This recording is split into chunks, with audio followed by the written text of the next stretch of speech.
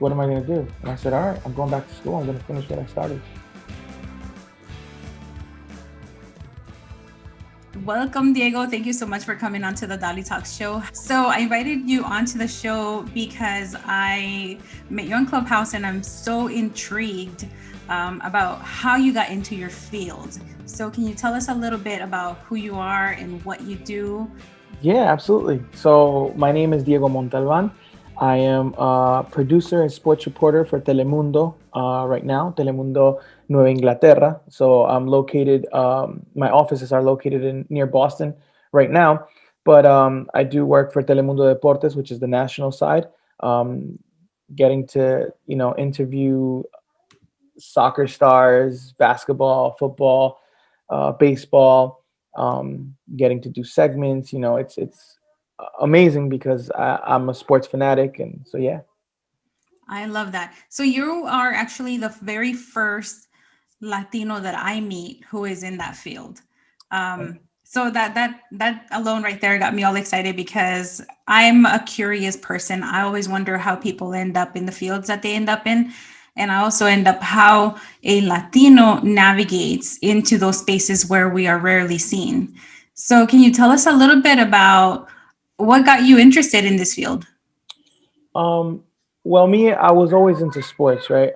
My father, my grandfather, they played professional soccer in Peru. And so growing up, it was always like, oh, soccer, soccer, soccer. But since we moved to the US, I learned about basketball, I learned about football, I learned about baseball.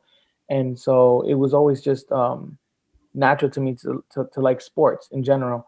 Um, and then little by little, um, I worked in different fields. I worked in the restaurant business growing up, and then I started working in sales. Then from there, transitioned to marketing. So then I thought I want to do sports, so I'm going to do sports marketing, is what I thought. I go off to college. I'm studying sports marketing, and then at the end, I decide to double major in communications because why not, right? Just why not? I get out, I get out of college, and at that moment, I didn't have a job lined up yet, so I'm still doing side jobs here and there. A friend of mine who works at ESPN calls me and says, Diego, I have this job that has to do with soccer and editing videos. And I tell him, hey man, I've never edited videos in my life. I've never edited videos in my life, but obviously I love soccer. I think I know enough about the sport. He said, why don't you send me your resume? Let's get you interviewed and see what happens. So I said, okay, cool. What's the worst that can happen? I have nothing to lose. So I go, I interview for a whole day with 5, 6 different executives. They test me on my soccer knowledge, I guess, and I told them straight up, look, I know very little editing. I've never edited video. I've done a little bit of voice editing when I worked at a radio station, but that's about it. And they said, okay, if you can learn in 2 weeks, then we'll see. I said, fine, Wow, no pressure. no pressure, right? So we went in, and I just those 2 weeks, I learned it in 2 weeks, and from there it was little by little kept moving up. Wow. Okay. So let's backtrack just a little bit. Yeah. So when you were in high school, how did you prepare to go to college? Did you already know you were going to go? Yeah, I mean, education was something important in my family. I was raised by my mother and also with the help of my godparents, who were both doctors in Peru. So they always said, you have to do good in school, you have to go to college, we want A's and B's, A's and B's. If you get anything less, it's a disappointment, or. So that was always enforced in me, and yeah, I think I always knew because of all that, because of the way I was raised, that I needed to go to college, and I needed to do something with my life, right? So would you say that you had a pretty good mentorship as to how to navigate the application process and how to select the university? Oh, well, that's a different story. See, Ah, I feel like because my mom came to this country when she was 2021, um, and she had me when she was 17. So I kind of did that whole process by myself. I feel like, right? She helped me out filling out the FAFSA and all that, but I think everything else was on me. I had scholarships to play soccer, but because of reasons of life, I wasn't able to, so I stayed local, and um, I didn't apply to many local colleges because my intention was never to stay in Rhode Island because I'm originally from Rhode Island. Um, so I ended up applying for a private school, Johnson and Wales University, and that's where I ended up going. Oh wow, my sister-in-law graduated from there. So Mm. yeah, I've been to campus. It's a beautiful area. Wow, that's really interesting. I wouldn't think of Johnson and Wales for communications, but because it's so well known for culinary. Culinary, yeah. Yeah, yeah. Everyone always asks, "Oh, so you're a cook, so you can cook?" And I'm like, "I can cook, but not. I'm not a chef." Yeah. Oh, wow. Okay. So tell us a little bit about any aha moments during your college application experience. Oh man, I feel like a lot of it was aha. Like I felt at first I felt lost, to be honest, because I honestly didn't know a lot. I just knew that I wanted to go to college, and I thought it'd be as simple as signing up, and then they tell you, okay, you got to pay this, and you figure out how you're going to pay it or try to look for a loan, and that's that. But then with the FAFSA, I filled it out. I figured out how much I got for grants and whatnot. But then having to figure out loans is a whole totally different monster as well, Mm, right? Because you know, um, I didn't know about that at all, and I felt because I was I was the first in my family to, I feel like, be here and speak, I guess, perfect English. I'm the one that's talking to the banks and figuring stuff out and trying to translate, and sometimes things get lost in translation, right? So it's difficult, but I think those things, I guess, were what kept me um, a bit lost, but also helped me grow up in a way. yeah. Wow. I can kind of relate to that because I too was the first one in my family to go to university here in the United States. So I had no idea what I was getting into. It's So, crazy.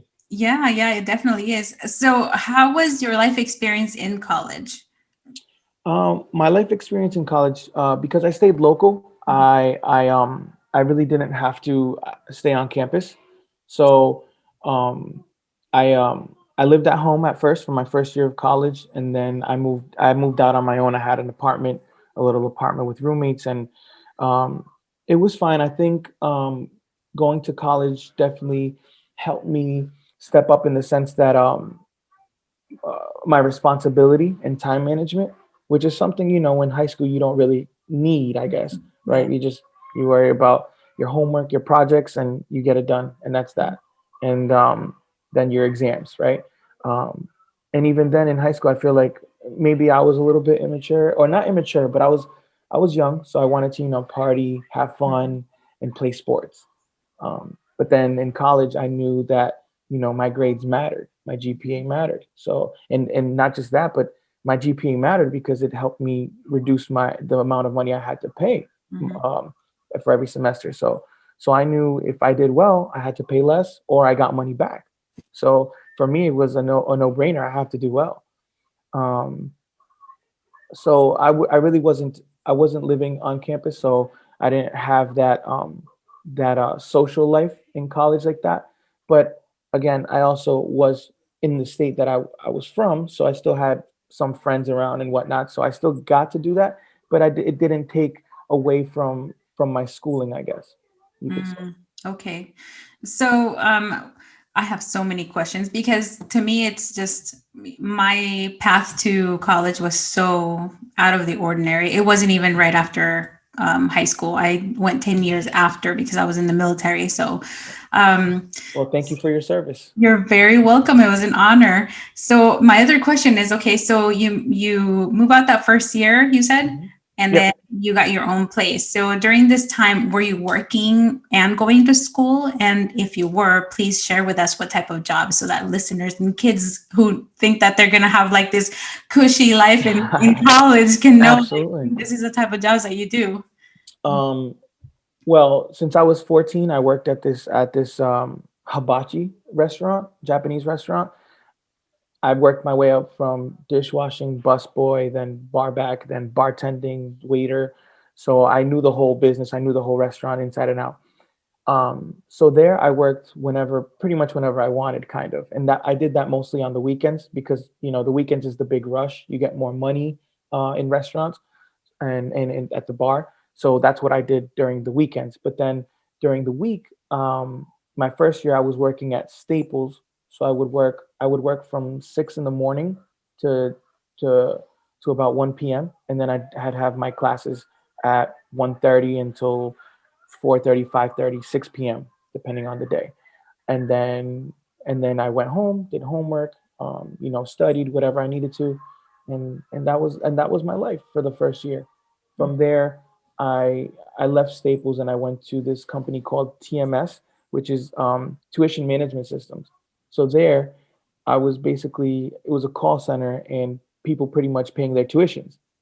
So that's when I Right. learned about how much people pay for tuitions, and I was like, no, I can't. I thank God, like I'm doing okay. Um, but even then, I'll get to that. But I had to drop out for about 3 years. Mm.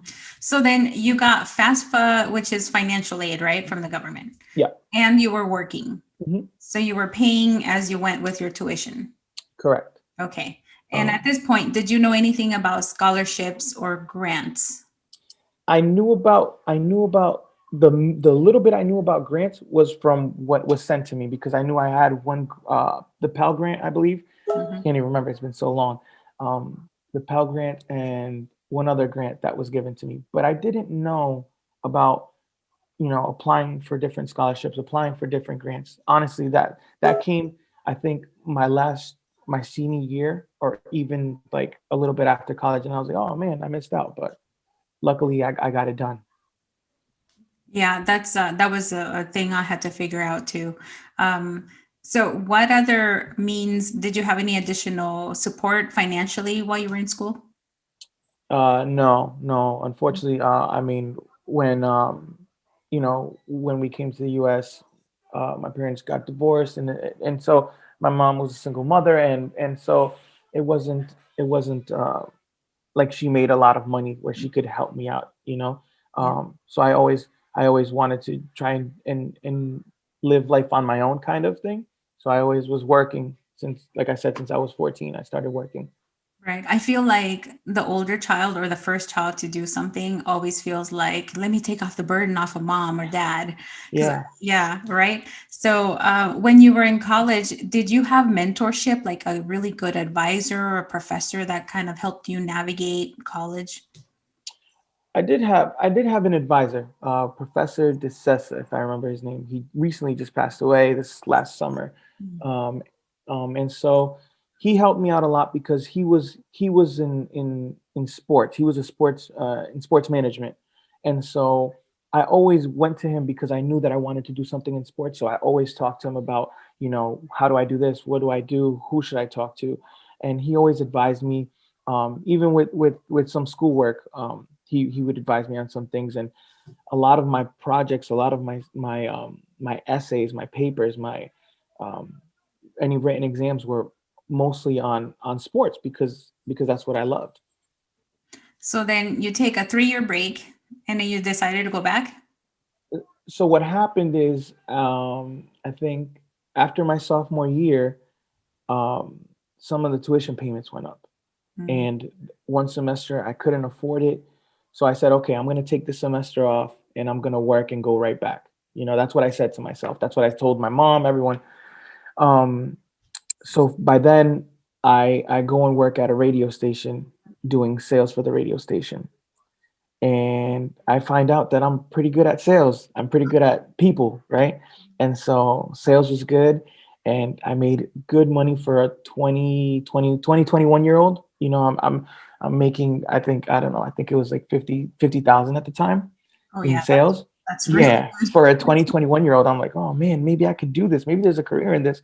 On top of that, I'm in a radio station, so I have access to all the clubs, all the all the artists that come concerts. So I'm like, oh man, this is a great life for a 2021 year old, like I said. Um, so it took me a little bit to kind of understand that, the market went down and people got laid off and whatnot. But I got poached by a marketing agency to go work for them by one of my clients. He said, look, I'll pay you more, I'll give you this and that. And I said, man, sounds sounds good. It's a next step in my career. So I went to the marketing agency. It was even better, right? Until that happened, the market went down, and then I got laid off. And then I said, oh man, what am I going to do? And I said, all right, I'm going back to school. I'm going to finish what I started. Was that in 2007, 8 when the market crashed? Yeah, about so I got laid off, I think, in 2009. Mm-hmm. Yeah, 2009, I think it was. rough times. I'll never forget those years. Yeah. Yeah, it was. But at the same time, for me, it was like a wake up call to go finish school, right? And at the same time, it was also a wake up call because I'd loved sales, and I loved the money. I loved, obviously, having that as a young kid. It was great. But it also woke up something in me saying, like, I'm done doing sales because this is not, like, always pushing always pushing for the sale, always trying to close. And I was decent at it, but I just felt like I was forcing people sometimes, and I didn't want that no more. I wanted to go back to what I was passionate about. Yeah, that's super important. And I think that a lot of us tend to have that experience at least once in Mhm. our life when we start Oh our yeah. yeah, our job experience in or our careers, right, in life as adults. Thank you so much for sharing that and for being so honest about that too, because No, a no, lot of no. people are not, they don't like to say that, but I feel like it's important to for people to know that it is normal and it is part of life, because as the years go by, you're evolving, you're changing. You Absolutely. Yeah, like at 20 something you might have loved being in radio, and then at 30 you probably love being doing something else, and then you're going to Yeah. continue to change on and on and on.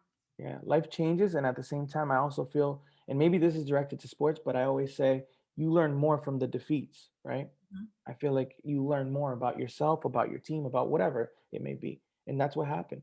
Yeah, definitely. So so when you started your job in the television industry, you were editing. um, how was that experience? Were you, because Latinos are not usually in those spaces, or Mm. a lot of us. So did you find any hurdles or any challenges when you started that job? So once I went to the radio station, that's when I started working full time in Spanish in my career. I think I was working at a Spanish radio station, and then at ESPN, I was working for the Spanish side for ESPN Deportes. And I think the biggest hurdle I didn't see at first, but I saw later on when I was there, is the differences that there are between the international side and the national side, right? The English side and the Spanish side. And what I mean by that is budgets, bonuses, the amount of people that work on one thing is totally different. And I've realized that even till now, sometimes I see that in different companies. Um, I see that, for example, I'm a producer, and I may have to edit the video, write the story, and put it all together for a show. Whereas in other sides, they may have a writer, may have an editor, may have a producer, and that's it's tough. Oh wow, so you're pretty much doing the role of several people, Yeah, and you're probably making less or maybe about the same of somebody who has all the assistants. probably. Yeah, I mean, I'm not privy to their salaries, but I'm going to assume. Right, yeah. Oh, that's so interesting. What about any type of discrimination or anything like that with other people who are non-Latino? Is that prominent in that field? Discrimination, I mean, at least I didn't see a lot of it, and I think it's also because I had a great manager who always fought for us, and who always, um, any little problem that we had, he was like, he said, "You guys step back, I will handle it," and it did. It most of the time it got handled. So I really didn't see much of that, right? Like I said, it was mostly just in the budgeting and the gear that we had or whatnot.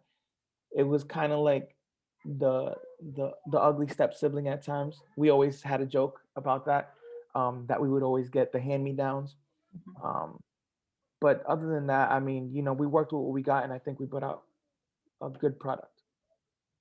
What about working with female colleagues? Was that common to have an equal amount of women versus men in your field? In sports, I mean, I I think sometimes it is unequal. I do, but I see more and more that it's growing. More and more women are joining the sports field, and I'm not sure why that is. I mean, maybe I feel maybe some women at times don't apply because they feel like they're not going to be taken into consideration. But I feel like more and more I see more women. I have great friends that I left at ESPN that are women that are killing it in the sports industry. And even now at Telemundo, I see some women that are growing and that are could make it to the next level. So, if you wanted to be in the front of the camera instead of behind the scenes doing the editing and everything, do you feel like there is a really good opportunity for you to enter that space, or and how long would it take? Well, now I am in front of camera. Now I am in front of camera. I've done shows. Um, I do a lot of interviews and whatnot. It did take a while. Um, Let me see. I started at ESPN in 2013, I want to say, right after I graduated. Yeah, 2013, and I was there for about 4 years. Now I'm at Telemundo, and I've been on doing camera work for maybe a year and a half, almost 2 years, I think. I want to say. Um, at ESPN, it was tough. I could tell you because they have a lot of talent, and they have a lot of people that want to work for ESPN because those four letters are big throughout the world, right? Everyone that loves sports wants to work for ESPN. So it was tough for me to keep growing at ESPN, and and even at the same time, I didn't know I wanted to be on camera when I first started at ESPN. For me, it was just working in the sports industry. I loved it. I loved being able to cover the things and talk about the things and debate about the sports that I was watching. Um, so at ESPN, I went from editor to associate producer to producing webisodes, digital hits, um, and even helping production on a show, on a soccer show. And then from there, my contract was up, and at the time, I was having my first child. Um, so I decided to move back home to Rhode Island because ESPN's in Connecticut. I was driving 2 hours to work Mhm. when my baby was first born, and then 2 hours there and 2 hours back, Wow. and then after that my contract was up, and there was no full-time work in my positions or the positions that I wanted. So I said, all right, I'm gonna look closer to home, and that's where I ended up in Telemundo. In Telemundo, I start off as a producer, so I'm already starting up a little bit higher than what I was at ESPN.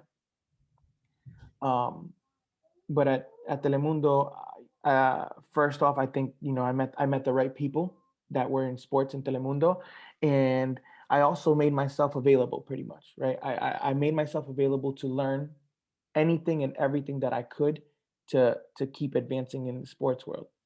Because at the time, I only knew how to edit, I knew how to produce, but I didn't know how to use a camera. I didn't know how to do interviews. I didn't know any of that.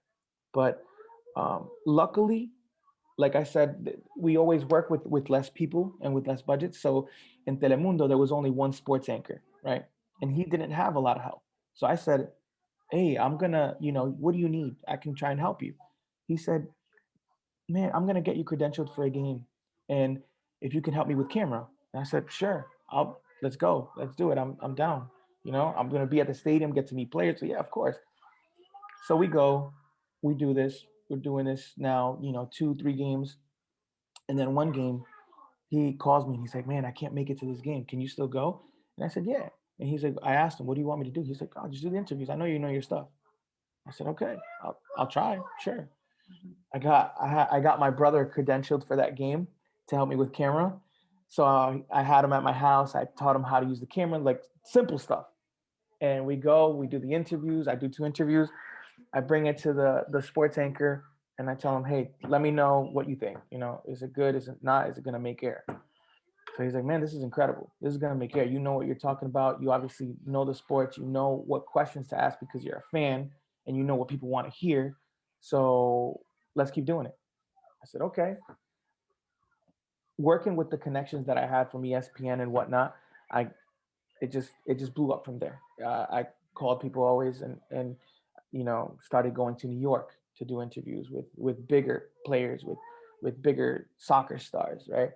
I got to start covering a lot more games, a lot more European games, a lot more national teams, right? I'm Peruvian, so I I got to cover. I've covered Peru. I think maybe like 7 games already. I know all the national team players, and some of them I have their numbers. We talk, and it's crazy to me to think that I went from just watching them play and editing, and now I'm like little by little I've grown and grown and grown. Oh, that is an incredible story. I think is very inspiring because I know that there are children out there who wish to be that person interviewing the soccer players or a football player or somebody.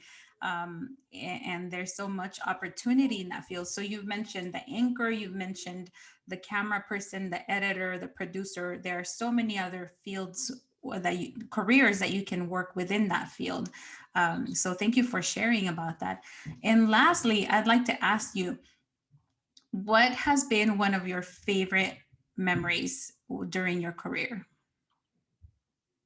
My favorite memories during my career.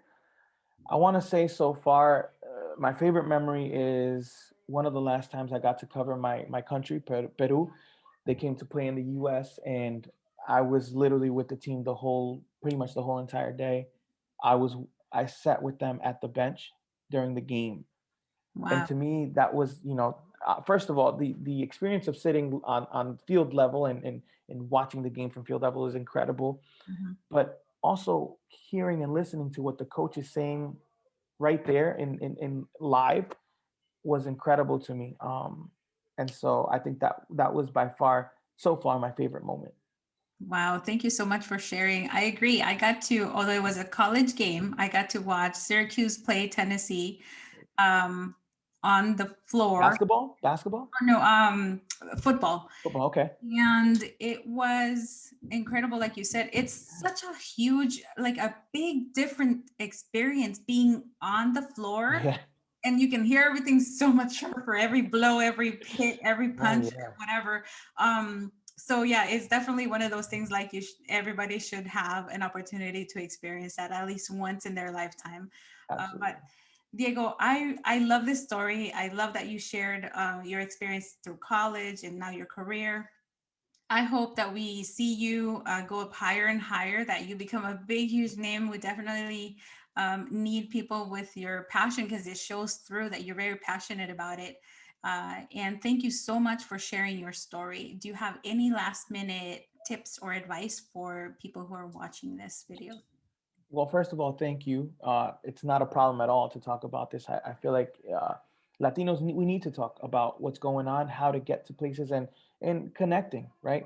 Because at the end of the day, it's all about connecting as well. And if I can help someone else, maybe just get to the right path or get to the right person, then I feel good that I've helped someone. As far as tips, I mean, whoever's watching, I feel like you have to always try and keep learning, because I feel like you're always going to learn, and you're always going to learn something new in life, whether it's in your job or about yourself, about family. Just keep wanting to learn, keep being curious. um, and if you want to go into sports, then just try to learn as much as you can from every different role, because you're going to realize that even though you want to be in sports, there's so many roles, so many different roles that you may, even if you don't like something, there's going to be something that you really going to love. Thank you so much, Diego. I appreciate your time, and hopefully, you can come back to the show at a later date and share more with us. Yes, absolutely. Thank you. I've never interviewed anyone from the professional sports field that is doing what Diego is doing. Of course, if you've been watching the Dalitalks show, then you know I did interview David Rochers, who was an NFL player, as well as Kenneth Scott. And those stories were very different because they were the athletes. But this is a person behind the camera reporting on the games and doing all of that. So I really appreciate Diego's time coming on to help educate me as well as you on this career path. So if you like this video, please make sure to subscribe. Click the little bell if you're watching on YouTube so that you can get alerted every time a new video is published. And please come on to Dalitalks.com and subscribe to my newsletter so that you can get updates on upcoming events, upcoming guests, and much more. So thanks again for watching, and I'll see you